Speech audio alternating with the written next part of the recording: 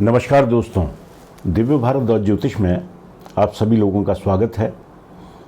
दोस्तों, आज मिथुन लग्न में, अभी तक हमने मेष और वृषभ लग्न में देखा कि सूर्य किस प्रकार का फल देते हैं।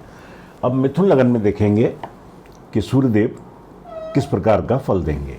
दोस्तों, वही अगर प्रथम भाव में लग्न में 3 नंबर की राशि पड़ी है तो 3 नंबर का मतलब मिथुन राशि, मिथुन लग्न की पत्रिका है। मिथुन लग्न जिसके स्वामी बुधदेव होते हैं। दोस्तों, बुधदेव ग्रहों में युवराज हैं, तो युवराज वाले गुण इस लग्न के व्यक्ति में देखने को मिलते हैं। किसी भी चीज से बहुत जल्दी संतुष्ट ना होना, मतलब जैसे कोई वस्तु व्यक्ति को पसंद आई, आज ले ली, 2 दिन बाद मन भर गया, फिर दूसरी चाहिए। जैसा बच्चों में एक आम स्वभाव से गुण होता है, उस तरह का नेचर इस लग्न के जातक का भी होता है। दोस्तों, ये वायु तत्व की राशि है मिथुन लग्न, और सूर्य है अग्नि तत्व। मतलब एक तरह से अग्नि को यहाँ वायु मिल रही है, तो और ज़्यादा इनके प्रभाव में सूर्यदेव के बढ़ोतरी हो जाती है, क्योंकि जब वायु और अग्नि का समावेश होता है तो अग्नि और ज़्यादा प्रज्वलित होती है। तो जो गुण मैंने बताए, युवराज वाले, जल्दी किसी चीज़ से प्रसन्न नहीं होना, कोई चीज़ आज ले ली, सुखों के पीछे भागने वाला, जैसा है कि युवराज का गुण होता है, सुखों के पीछे भागने वाला, भोग विलास के पीछे भागने वाला, इस तरह का नेचर ऐसे लग्न के व्यक्ति का होता है। अब दोस्तों, सूर्यदेव को इस लग्न में स्थान मिला है 3 नंबर का घर, मतलब पराक्रम का स्थान सूर्यदेव को मिला है, क्योंकि 5 नंबर की राशि तीसरे घर में पड़ी हुई है। पराक्रम का घर है, ये मेहनत का घर है। तो सूर्यदेव इस लग्न में बहुत कारक नहीं होते, क्योंकि इन्हें मेहनत का घर मिला हुआ है, जो सामान्य त्रिक भाव है। इसीलिए, क्योंकि ये मेहनत का घर है, अगर मेहनत से प्राप्त हो रहा है तो उतना अच्छा नहीं देखा जाता इस घर को। वैसे ये छोटे भाई बहनों का भी है, ये छोटी मोटी यात्राओं का भी है, लेकिन मुख्यतः ये पराक्रम भाव है। अब पराक्रम के स्वामी लग्न में जाके बैठ जाएं प्रथम भाव में, तो पहले तो व्यक्ति को पराक्रमी बनाएंगे, मेहनती बनाएंगे। अब जैसा सूर्यदेव हैं, सूर्य ग्रहों में राजा हैं, सूर्य आत्मा हैं, सूर्य पिता हैं, सूर्य यश का कारक हैं, वैभव का कारक हैं। तो ऐसा व्यक्ति थोड़ा सा ईगो इसके नेचर में होती है, ईगो प्रॉब्लम ऐसे व्यक्ति के साथ होती है। बोलने में तेज होगा, अगर कहीं बोलेगा तो लोग उसको सुनेंगे, किसी की बातों में जल्दी ना आना। ऐसे व्यक्ति को आप बहुत जल्दी नहीं मना सकते। ऐसा व्यक्ति न्यायप्रिय होगा, सच बोलने वाला होगा, मुंह पर बोलने वाला होगा, क्योंकि राजा है, गुण है वो उसके अंदर। तो ऐसा व्यक्ति, क्योंकि सूर्यदेव सरकारी नौकरी के भी कारक हैं, तो ऐसा व्यक्ति सरकारी नौकरी में भी हो सकता है। सूर्य की एक ही दृष्टि है, सप्तम दृष्टि। दोस्तों, कोई भी ग्रह हो, अब जैसे यहां पे सूर्यदेव हैं, सूर्यदेव यहां पे 3 घरों का फल देंगे। एक तो जहां के वो स्वामी हैं, पंचम सिंह, 5 नंबर लिखा हुआ है, सिंह राशि, सिंह राशि के स्वामी सूर्यदेव। तो एक तो वो तीसरे घर का फल देंगे, दूसरा जहां वो बैठे हुए हैं, मानिए प्रथम भाव में बैठे हैं तो प्रथम भाव का फल देंगे, और दूसरा जहां उनकी दृष्टि जाती है, सूर्य के पास एक ही दृष्टि है, सप्तम दृष्टि, तो सप्तम दृष्टि से वो अपनी पत्नी के स्थान को देखेंगे, तो दाम्पत्य में भी कोई विशेष दिक्कत नहीं। ऐसे व्यक्ति की पत्नी भी सत्य बोलने वाली होती हैं, क्योंकि ग्रह जहां बैठा होता है वहां से ज्यादा प्रभाव वहां डालता है जहां देख रहा होता है। तो पत्नी भी पतिव्रता भी होंगी, क्योंकि ये बृहस्पति देव का घर है। 9 नंबर का मतलब धनु राशि के स्वामी गुरुदेव होते हैं। तो दाम्पत्य में कोई विशेष दिक्कत नहीं। वहीं सूर्यदेव अगर द्वितीय में है, द्वितीय स्थान जो कि चंद्रमा का स्थान है, 4 नंबर का मतलब कर्क राशि के स्वामी चंद्रदेव, तो मित्र के घर में बैठे हुए हैं। मित्र के घर में बैठे हुए हैं, लेकिन ये जल तत्व की राशि है। अब जल में अग्नि को अगर रखा जाए तो वो भी सूर्य जैसी अग्नि, तो प्रभाव में कुछ कमी आती है, क्योंकि जल और अग्नि का बैर है। वैसे मित्र हैं ये, लेकिन तत्व के हिसाब से देखें तो उसमें बैर है इनमें। तो मित्र के घर में बैठने के बाद भी यहां कुछ कमी 15-20% की सूर्यदेव के फलों में आती है। अब ये वाणी का स्थान है, सूर्य तेज हैं, तो वाणी भी ऐसे व्यक्ति की तेज होगी, बहुत ज्यादा सत्यवक्ता होगा। कुटुंब का स्थान है, तो बहुत ज्यादा तेज बोलने की वजह से कुटुंब में अनबन के चांस भी बनते हैं। धन को लेकर कोई दिक्कत नहीं, मित्र के घर में है, धन के हिसाब से कोई प्रॉब्लम नहीं। पैतृक संपत्ति भी अच्छी मिल सकती है, तो धन के हिसाब से यहां कोई दिक्कत नहीं। यहां से सप्तम दृष्टि अष्टम भाव पे होगी, तो आयु भी ऐसे व्यक्ति की अच्छी रहती है। आयु में कोई दिक्कत नहीं, क्योंकि ये स्थान मृत्यु स्थान है, मृत्यु के समान कष्टों का स्थान है, रुकावटों का स्थान है। तो आयु ऐसे व्यक्ति की अच्छी होगी। वहीं सूर्यदेव अगर तृतीय में है, अपने ही घर में है, 5 नंबर लिखा हुआ है, सिंह राशि, अपना ही घर है सूर्य का, तो अपना ही घर है तो अच्छे फल देंगे। लेकिन फिर भी सब कुछ प्राप्त, अब जैसे यहां भी धन भाव में भी धन व्यक्ति को मेहनत से ही प्राप्त होगा, क्योंकि पराक्रम के स्वामी हैं इस टाइम, इस लग्न में पराक्रम के स्वामी हैं सूर्यदेव, तो धन भी प्राप्त पराक्रम से होगा, लेकिन होगा। ये जरूर देख लेना चाहिए कि सूर्यदेव कहीं पीड़ित तो नहीं है, कहीं राहु के साथ तो नहीं बैठे हुए, ग्रहण तो नहीं लगा हुआ। ऐसे में स्थिति विपरीत हो जाती है। यहां भी डिग्री वाइज कैसे हैं, ग्रह की प्लेसमेंट और उसकी डिग्री पर ध्यान देना बहुत आवश्यक है जब हम उसके फल को देख रहे हैं। तो यहां छोटे भाई बहनों से सामंजस्य बहुत अच्छा रहेगा। व्यक्ति पराक्रमी बहुत होगा, अपने पराक्रम से सब कुछ हासिल करने वाला होगा। वहीं सप्तम दृष्टि 9वें स्थान पे, भाग्य भाव पे, तो भाग्य का भी पूरा साथ मिलेगा।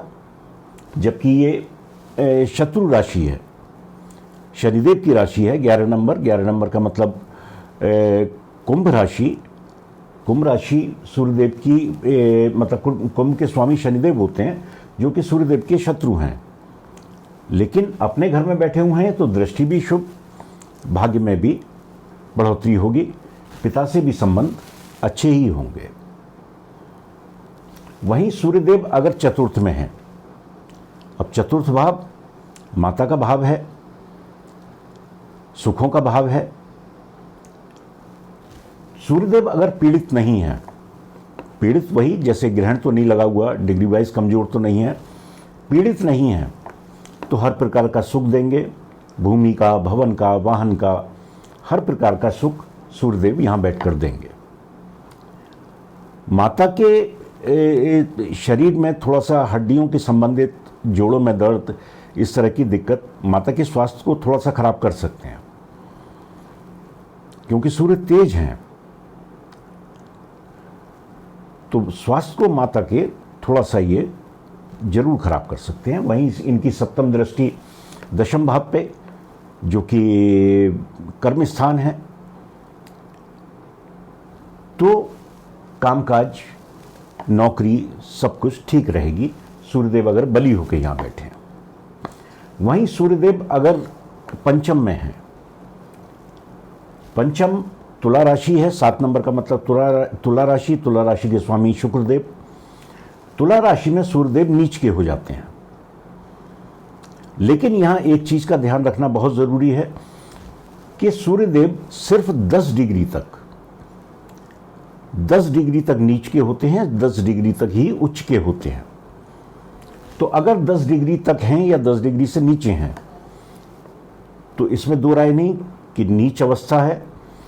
ऐसे में संतान की दिक्कत, शिक्षा दीक्षा में दिक्कत, धन प्राप्ति में दिक्कत, यहाँ से सप्तम दृष्टि आय भाव पे, आय में दिक्कत, हर प्रकार की दिक्कत सूर्यदेव यहाँ बैठकर देंगे अगर 10 डिग्री से कम है। और वहीं अगर 10 से ज़्यादा हैं तो फिर सामान्य स्थिति, फिर संतान का सुख भी, शिक्षा दीक्षा ठीक, आय भी ठीक, क्योंकि उच्च राशि पे दृष्टि पड़ेगी तो आय बहुत अच्छी हो जाएगी। इस अवस्था में सूर्य के मंत्रों का जाप करना बहुत आवश्यक है, सूर्य को अर्घ देना बहुत आवश्यक है। सूर्य की आप जितनी उपासना करेंगे उतने ही अच्छे परिणाम सूर्यदेव यहाँ पर देंगे। लेकिन डिग्री जरूर देख लें, 10 से नीचे हैं तो वो नीच अवस्था है। ऐसी अवस्था में भी मंत्रों का जाप करना श्रेष्ठ रहता है। उनका मंत्र ये नीचे लिखा हुआ है,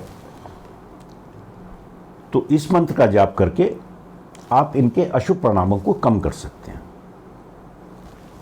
वहीं सूर्यदेव अगर छठे स्थान में है, बैठे मित्र राशि में है, जो कि मंगल देव की राशि है, तो इसमें दो राय नहीं कि यहाँ पे शत्रुहंता योग बनाएंगे। शत्रु तो इनके सामने कभी कुछ नहीं बोल पाएगा, क्योंकि मित्र भी पराक्रम, खुद भी पराक्रम, तो शत्रुओं पे तो ये हावी रहेंगे।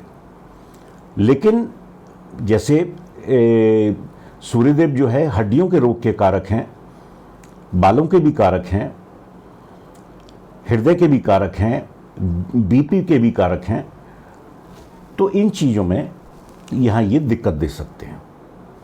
वहीं सप्तम दृष्टि द्वादश पे, जो कि खर्चों का स्थान है, खर्चों को भी बढ़ाएंगे, खर्चे भी ज़्यादा होंगे। ऐसे व्यक्ति का खर्चा कोर्ट कचहरी में ज़्यादा होता है। वहीं दोस्तों सूर्यदेव अगर सप्तम में है, सप्तम स्थान जो कि पत्नी का स्थान है, तो यहाँ पे ऐसा नहीं है कि दाम्पत्य को खराब करेंगे, क्योंकि मित्र राशि में बैठे हुए हैं। अगर पीड़ित हैं, अगर मानिए राहु केतु के साथ हैं, शनि से दृष्ट हैं, तो ऐसे में पत्नी से अनबन के चांस बन जाते हैं। लेकिन अगर पीड़ित नहीं है तो कोई दिक्कत नहीं। हाँ, पत्नी जरूर इनकी थोड़ा सा तेज बोलने वाली, जल्दी गुस्सा होने वाली, इस तरह की नेचर होती है। पतिव्रता जरूर होंगी, क्योंकि गुरु का स्थान है, तो पत्नी पतिव्रता होंगी, लेकिन बहुत जल्दी क्रोधित हो जाना, इस तरह का ये दिक्कत सूर्यदेव अगर यहाँ हैं तो हो सकती है। वहीं सूर्यदेव अगर अष्टम में है, मैं पहले भी बता चुका हूं, 6, 8, 12 इन घरों में ज़्यादातर ग्रह अच्छा फल नहीं देते। लेकिन सूर्यदेव यहाँ हैं तो वही एक चीज़ अच्छी होगी, आयु बढ़ा देंगे। धन की स्थिति भी, क्योंकि यहाँ से इनकी सप्तम दृष्टि धन भाव पे होगी, धन की स्थिति भी सामान्य होगी, लेकिन ठीक होगी। बहुत ज़्यादा नहीं, बहुत कम नहीं, सामान्य स्थिति। बल्कि पैतृक संपत्ति को अगर लेके कोई झगड़ा झंझट है तो सूर्यदेव यहाँ उसे निपटाने का काम करते हैं, उसमें आपको विजय मिलेगी। वहीं सूर्यदेव अगर नवम भाव में है, नवम भाव जो कि इनके शत्रु का भाव है, शनिदेव का भाव है, लेकिन सूर्यदेव अगर यहां किसी वजह से पीड़ित नहीं है तो भाग्य में बढ़ोतरी करेंगे, क्योंकि ये तत्व भी अगर देखें तो ये जो धनु राशि है ये वायु तत्व है और सूर्य अग्नि तत्व है, तो वायु अग्नि को और ज्यादा प्रज्वलित करेगी, भाग्य में और ज्यादा बढ़ोतरी होगी। तो भाग्य का साथ अच्छा मिलेगा सूर्यदेव अगर यहां पे हैं। वहीं इनकी सप्तम दृष्टि अपने ही घर पे, पराक्रम भाव पे, छोटे भाई बहनों का पूरा साथ, अपने पराक्रम से, अपने भाग्य से व्यक्ति सब कुछ हासिल कर लेगा।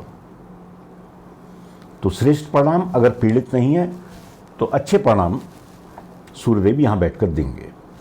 वहीं सूर्यदेव अगर दशम में है, दशम भाव कर्म स्थान है, अपने मित्र की राशि में है, मीन राशि जो कि बृहस्पति देव की राशि है, सूर्यदेव बृहस्पति देव के परम मित्र हैं, तो यहां बैठ के सरकारी पद पे, उच्च पद पे होना स्वाभाविक है व्यक्ति का, क्योंकि सरकारी नौकरी के कारक सूर्यदेव ही हैं। अगर बिजनेस है तो बिजनेस में भी अच्छी सफलता। यहां बैठ के सूर्यदेव बहुत श्रेष्ठ परिणाम देते हैं, क्योंकि जैसा पहले भी बताया दिग्बली होते हैं यहां पे सूर्यदेव, तो बहुत अच्छे परिणाम, बहुत श्रेष्ठ परिणाम यहां बैठ के सूर्यदेव देंगे। वहीं सूर्यदेव अगर एकादश में है, एकादश स्थान, यहां ज्यादातर हर ग्रह अच्छा परिणाम देते हैं, बली अवस्था में तो और ज्यादा। वैसे भी सूर्यदेव मेष राशि में उच्च के होते हैं। वही ध्यान रखने की आवश्यकता है कि ये 10 डिग्री तक ही उच्च के होंगे। 10 डिग्री के बाद अगर 11 डिग्री, 12 डिग्री, इससे ऊपर की डिग्री है तो फिर सामान्य होंगे, लेकिन सामान्य अवस्था में भी अच्छा परिणाम देंगे। उच्च होने के बाद तो अभूतपूर्व होंगे परिणाम। ऐसे व्यक्ति पे ये आप मान के चलें कि धन की कमी तो आजीवन नहीं होती। सूर्यदेव अगर किसी के एकादश में हैं तो धन की स्थिति बहुत अच्छी जीवन भर बनी रहती है, धन से संबंधित कोई दिक्कत नहीं। वहीं इनकी सप्तम दृष्टि पंचम पे, जो कि संतान भाव है, शिक्षा का भाव है, संतान अच्छी, प्रथम पुत्री होने की संभावना, बल्कि पुत्र ज्यादा होते हैं, शिक्षा दीक्षा भी अच्छी, उच्च शिक्षा ग्रहण करेगा। तो यहां बैठ के बहुत श्रेष्ठ परिणाम सूर्यदेव देंगे। डिग्री का जरूर ध्यान रखें, 10 डिग्री तक ही उच्च के होंगे, लेकिन सामान्य स्थिति में भी कोई दिक्कत नहीं। वहीं सूर्यदेव अगर द्वादश में है, 12वें स्थान में है, 12वां स्थान जो कि 2 नंबर की राशि, 2 नंबर की राशि का मतलब शुक्रदेव, शुक्रदेव के साथ सूर्यदेव की मित्रता नहीं है, तो यहां सूर्यदेव बहुत अच्छे परिणाम तो नहीं देंगे। ऐसे में व्यक्ति का, क्योंकि खर्चों का स्थान है, पैसा खर्च होगा, कोर्ट कचहरी में खर्च होगा, बिना बात की बातों पे होगा, अनाप शनाप खर्चा यहां बैठ के सूर्यदेव करा देंगे। अगर पीड़ित अवस्था में है तो और ज्यादा। वहीं शुक्रदेव की अवस्था देख लें, अगर शुक्रदेव से इनकी मित्रता बनती है, मतलब अगर तात्कालिक मित्रता में है शुक्रदेव, 3 घर आगे 3 घर पीछे, जैसा तात्कालिक मित्रता का वीडियो पहले भी बनाया हुआ है, अगर तात्कालिक मित्रता समझनी है तो उसमें जाके आप देख सकते हैं। तो तात्कालिक मित्रता में शुक्रदेव है तो परिणामों में कमी आ जाएगी। अगर मित्रता नहीं है तो सूर्यदेव यहाँ फिर कष्ट देते हैं, अनाप शनाप की चीज़ों पे बहुत पैसा खर्च होता है। वहीं सप्तम दृष्टि छठे भाव पे, रोग शत्रु ऋण, तो यहाँ शत्रुओं का भी सामना करना पड़ता है। वैसे सूर्यदेव है, शत्रु बहुत ज़्यादा कुछ नुकसान नहीं पहुँचाता, लेकिन जैसा मैंने बताया कि ये हड्डियों के रोगों के कारक हैं, हड्डियों के संबंधित, हृदय से संबंधित इस तरह की दिक्कत ये स्थान पुरुष के लिए बाईं नेत्र का और स्त्री के लिए दाईं नेत्र का है। तो यहाँ बैठ के ये पुरुष के लिए बाईं नेत्र में दिक्कत दे सकते हैं। तो दोस्तों, अगर पूरी कुंडली में सूर्यदेव कहीं भी हैं और अच्छे परिणाम नहीं मिल रहे, तो उनका मंत्र है